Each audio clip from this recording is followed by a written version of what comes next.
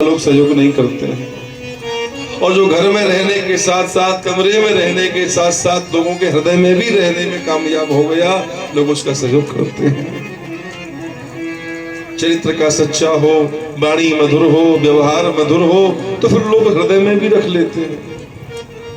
और लोग हृदय में भी रख लेंगे तो फिर वो व्यक्ति बहुत आगे बढ़ जाएगा।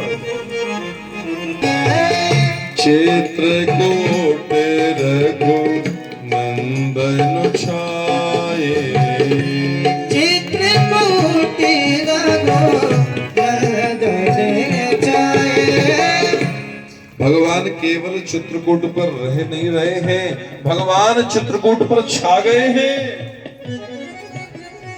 महात्माओं ने सुना कि भगवान आए हुए हैं, अयोध्या से चित्रकूट पर रह रहे हैं, तो महात्मा भगवान से मिलने आते हैं। और भगवान क्या करते हैं, महात्माओं को दूर से ही देख लेते हैं और भगवान डंडे की तरह महात्माओं की चरणों में गिर जाते।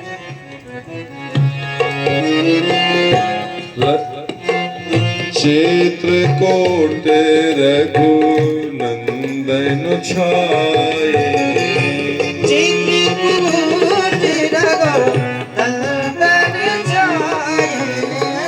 समाचार सुनी सुनी मुनि आए, समाचार मुनि आए।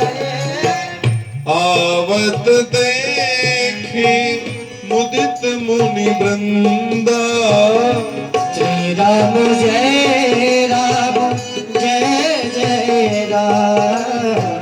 कीन दंडवत रघुकुल चंदा, श्री राम जय राम जय जय राम।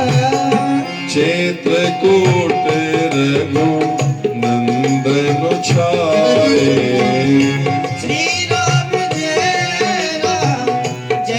जय राम। चित्रकूट पर भगवान रहते हैं, महात्मा लोग मिलने आते हैं, महात्माओं के चरणों में भगवान डंडे की तरह गिर जाते हैं। महात्मा प्रसन्न होकर भगवान को हृदय से लगाते हैं, आशीर्वाद देते हैं।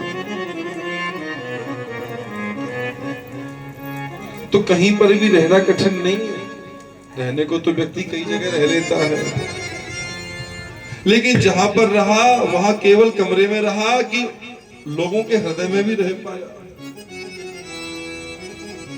हमको लोगों के हृदय में रहना है। बुलदीन बंधु भगवान की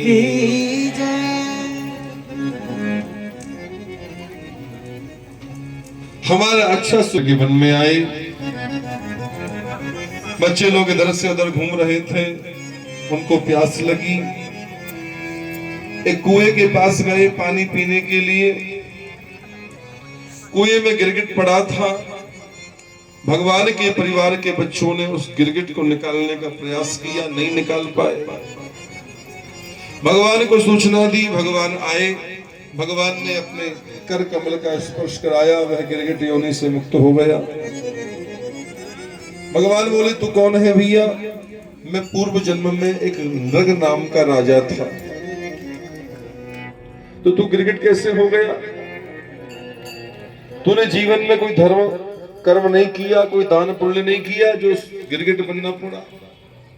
मैंने बहुत दान किया था। मैंने अन्न दान किया, भूमि दान किया, वस्त्र दान किया, स्वर्ण दान किया, रजत दान किया, गौ दान किया, अश्व दान, गज दान, मैंने बहुत दान किया।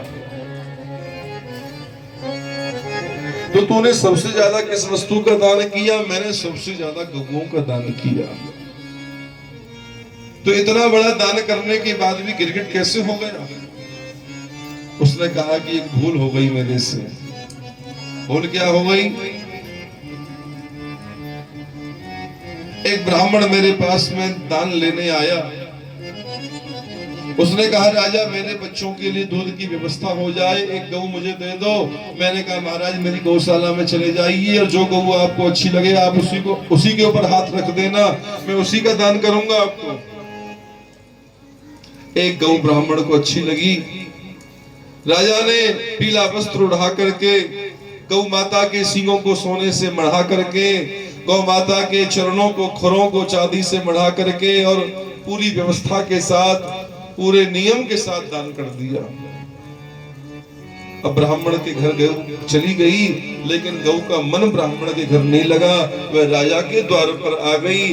राजा के सेवकों ने सोचा ये महाराज की ही गौ है, और जब दूसरा ब्राह्मण लेने आया तो उसको उस गौ का दान कर दिया। एक ब्राह्मण गौ लेके जा रहा है, दूसरा वो पहला वाला ढूंढ रहा है। दोनों में झगड़ा हो गया। दोनों निर्णय के लिए महाराज के पास आए।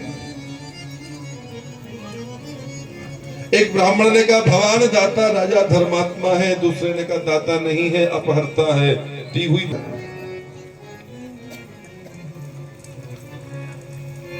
दोनों ब्राह्मणों ने कहा कहिए महाराज ये किसकी गऊ है? राजा ने कहा महाराज मेरे से भूल तो हो गई, अब मैं केवल क्षमा ही मांग सकता हूं, इसके अलावा और कोई उपाय मेरे पास है नहीं।